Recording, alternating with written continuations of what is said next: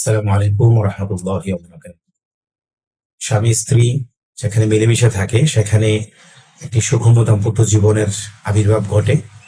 স্বামী হাড়ভাঙ্গা পরিশ্রম করে জীবনের ঝুঁকি নিয়ে ইনকাম করে যে স্ত্রীকে রানীর মতো করে সাজিয়ে রাখে, সেই স্ত্রী যখন স্বামীর সাথে ভালো ব্যবহার করে তখন সেই সংসারে সুখ আসে। তো এমন কিছু বিষয় আজকে আমি আপনাদের সাথে আলোচনা করব, যে সকল বিষয়গুলো একজন স্ত্রীর পক্ষে কোনোভাবেই স্বামীর প্রতি করা উচিত না। স্বামীর প্রতি যদি সে স্ত্রীর পক্ষ থেকে এরকম কিছু বিষয় আছে যে বিষয়গুলো যদি প্রকাশিত হয়, স্ত্রী দ্বারা যদি স্বামীর প্রতি সেই কাজগুলো প্রদর্শিত হয়, তাহলে এর দ্বারা স্বামী কষ্ট পায় এবং আল্লাহ তাআলা নারাজ হন। এর মধ্যে এক নম্বর বিষয় হচ্ছে যে কখনোই স্বামীকে এই কথা না বলা যে আমি তোমার কাছে কিছুই পাইনি, আমি তোমার কাছে কোনো সম্মান পাইনি, আমি তোমার কাছে আমার হক পাইনি, বা তোমার কাছে এসে আমি সুখ পাইনি, তোমার কাছে এসে আমি জীবনে আমি কোনো কিছুই পাইনি। এই কথাগুলো বললে স্বামী কষ্ট পায়। নবী সাল্লাল্লাহু আলাইহি ওয়াসাল্লাম বলেছেন যে যেই স্ত্রী স্বামীর সম্মান পাওয়ার পরেও, স্বামীর পক্ষ থেকে বাসস্থান এবং খাদ্য পাওয়ার পরেও এরকম সে নাশুকরি করবে, অকৃতজ্ঞতা করবে, আল্লাহ রাব্বুল আলামিন সেই স্ত্রীর সকল আমলগুলো নষ্ট করে দেন এবং তাকে জাহান্নামী হিসেবে ঘোষণা করেন। নাউযুবিল্লাহ। এই জন্য এই বিষয় থেকে আমাদের বেঁচে থাকতে হবে। 2 নম্বর বিষয় হচ্ছে স্বামীকে কষ্ট না দেওয়া। স্বামীকে যদি কেউ কষ্ট দেয়, আঘাত দেয়, তাহলে সেই স্বামীর ব্যাপারে নবী করিম সাল্লাল্লাহু আলাইহি ওয়াসাল্লাম হুঁশিয়ারি করেছেন। নবী করিম সাল্লাল্লাহু আলাইহি ওয়াসাল্লাম একবার ফাতেমা রাদিয়াল্লাহু আনহাকে জিজ্ঞাসা করলেন, ফাতেমা, তোমার জামাই আলী কোথায়?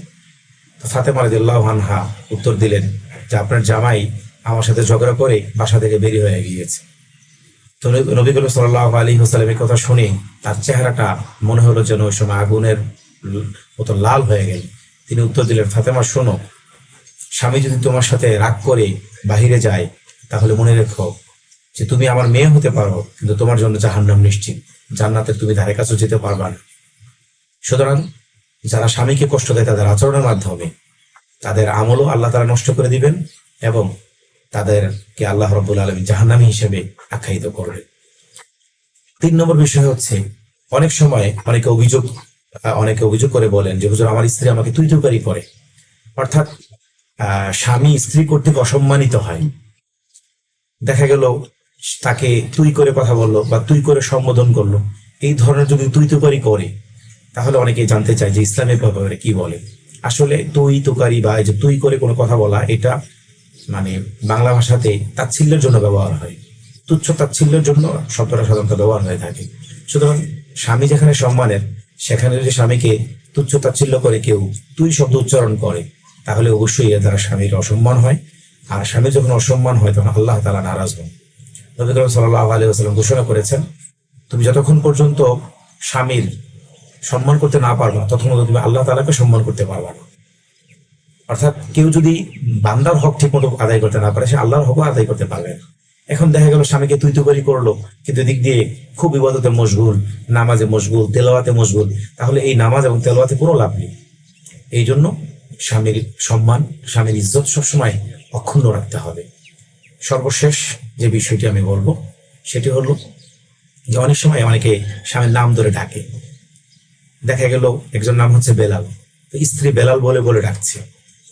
এটা আসলে কতটুকু ঠিক, এ ব্যাপারে অনেকে জানতে চান। আসলে স্বামীর নাম ধরে ডাকাটাও এক ধরনের স্বামীকে ছোট করার মতোই। স্বামীকে যেহেতু সম্মান করতে হবে, স্বামীকে যেহেতু সম্মান করা উচিত, সুতরাং কোনো সময় স্বামীর নাম ধরে ডাকা ঠিক নয়।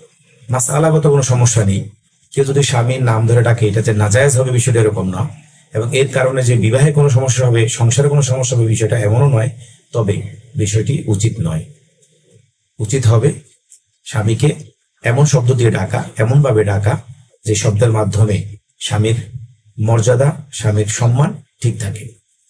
আশা করি এই বিষয়গুলো যদি স্ত্রীরা ফলো করেন, তাহলে স্বামীর সাথে সম্পর্ক ভালো হবে এবং এর দ্বারা স্বামী কষ্ট পাবে না, স্বামীর সম্মান অক্ষুণ্ণ থাকবে। এই বিষয়গুলোর প্রতি সকল বোনদের দৃষ্টি আকর্ষণের বিনীত অনুরোধ করছি। আসসালামু আলাইকুম।